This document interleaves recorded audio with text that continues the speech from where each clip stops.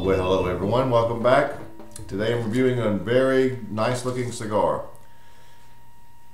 As you will know, if you've watched any of my reviews on these cigars, you know that I am a fan. I am very optimistic on this new blend, new creation. Today's review is the new EP Carrillo Cardinal series. This is the natural and this is the number 54. This is a 6 by 54 inch cigar. There's your density. The only reason it shows a little square press at the end is this came in a 2-pack sampler, one of the natural, one of the Maduro, so I believe that's the only reason it's slightly square looking. This cigar is reportedly from the Carrillos, the richest, most full-bodied cigar in their portfolio. I am very excited to read those words. I will be more excited to actually smoke it and find out for myself. I am a big fan of what the EP Carrillos have done with their cigars here lately. Now this cigar comes in 3 sizes. The Cardinal 52, which is 5 by 52, the 54 is 6 by 54, and the 56 is 5.5 by 56. This will be a regular production, and it will round out the EP Carrillo portfolio, which currently consists of the core, medium-bodied, New Wave Connecticut, mild to medium body. The binder is Nicaraguan in this natural. And the filler blend consists of tobaccos from 3 different farms in Nicaragua.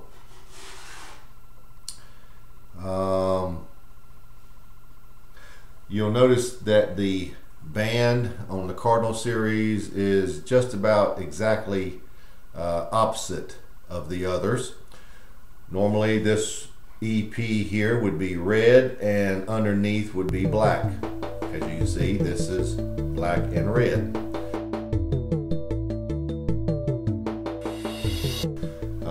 As a matter of fact, as I said, I have both a sample of both, one cigar, so I will have to judge on one cigar, but here is a shot of what they look like side by side. Nice looking cigars, both of them. No veins, a beautiful, flawless dark brown body. The wrapper is just nothing but first class. Alright, so that being said, the wrapper on this cigar is Ecuadorian Sumatra, by the way. The Maduro will be a Connecticut broadleaf. We'll get to it later. So this is an Ecuadorian Sumatra wrapper, a Nicaraguan binder, and it will be 3 different farms of Nicaraguan filler. Sounds great. Let's get to it. One thing is getting ready to cut the cap. Price point on these cigars. The 52 is roughly 7 1/4 a piece.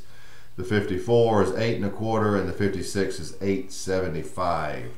So you're looking at about $145 a box to $175 a box. That's the range. All right. There we go. I wanted to take off just as little as possible, and that mission was accomplished. Good draw.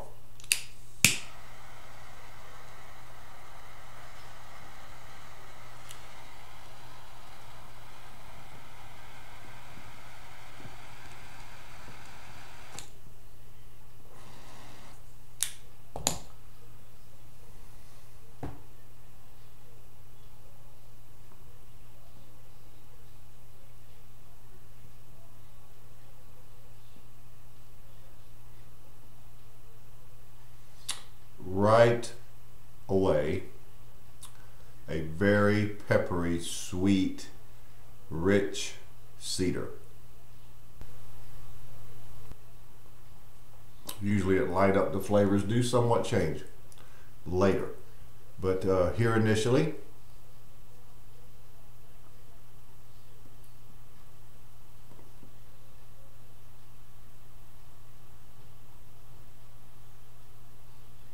I can also detect at this point a medium amount of leather.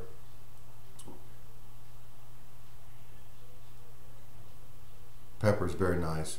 On the pepper scale that I come up with, this would be a 7. Very nice. Very nice start.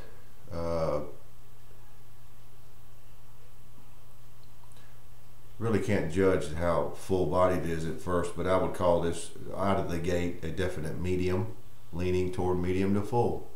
So let's just leave it at that and let it sit for a minute. EP Carrillo Cardinal number 54, natural.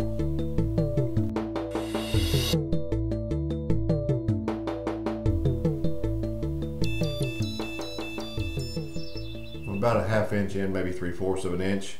And the flavors have somewhat settled down. It's just about like it was when I left you, though. But you get the cedar is very sweet, has some richness to it, and you also have in there with the cedar an additional flavor that's a little hard to pin down, but I'm going to describe it like this. It tastes a lot like dried oranges. By that I mean almost like an orange type candy. Very hard to pin down, but it's a citrusy flavor. It's just so sweet, it tastes like candy. Pepper is really good. I'll keep it at a 7. The leather notes are very subtle, but they give it the depth there. You can definitely detect them. And the finish is pretty much one of a very sweet cream, almost to the point of being something on the par of a vanilla yogurt. Very has some thickness to it, and nice lingering pepper. So at this point, it's a very nice cigar. Very candy-like.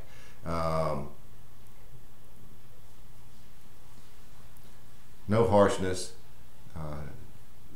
very smooth, but extremely flavorful and sweet.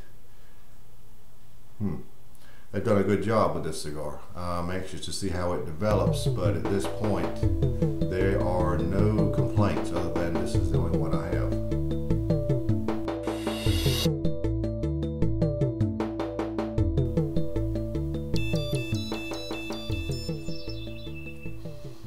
A little over an inch in, and a couple ways you can describe it flavors. Now, the previous description I'll stick with. Another way to describe it would be the cedar, which is rich and sweet, and a very nice tawny port. That is another way I could describe those two flavors. At times, and I'll try it now,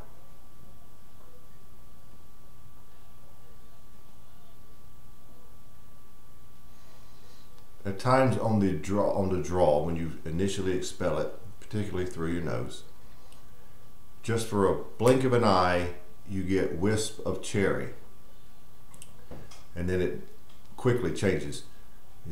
Sweet cherry goes right into the cedar and the tawny port. We'll stick with that description because I think most people can agree on that. And the leather is right at the bottom, just giving it some base. The pepper is great. And the finish is just as I described before. A very thick sweet cream or a vanilla yogurt, whichever you prefer, because they will both be about the same. Because the cigar is just candy. This is a great cigar. I would push it to medium to full. On the fringes of medium to full. It's not a very powerful cigar per se, but it medium to full at best.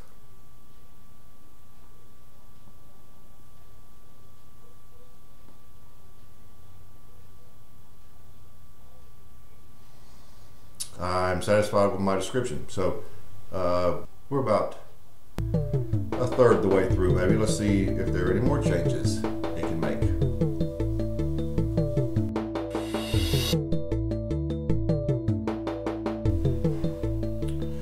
Here just past the midpoint, flavors are a little changed. The cedar notes are much more forward. The tawny port is somewhat subdued. You get a lot more cedar now. The leather is a little more prominent, but you also have additional flavors of oak. There's a nice oak wood flavor mixed in there. Nice. The finish remains unchanged. So that's really the only change, and it continues to be, the pepper continues to be very good, very great richness to it, sweet. The cigar continues to be very, very good. So there we are, just past the midpoint.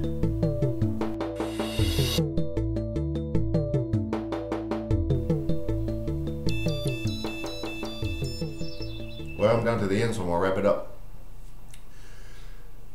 The cedar notes are much more prominent now. They're still rich and sweet.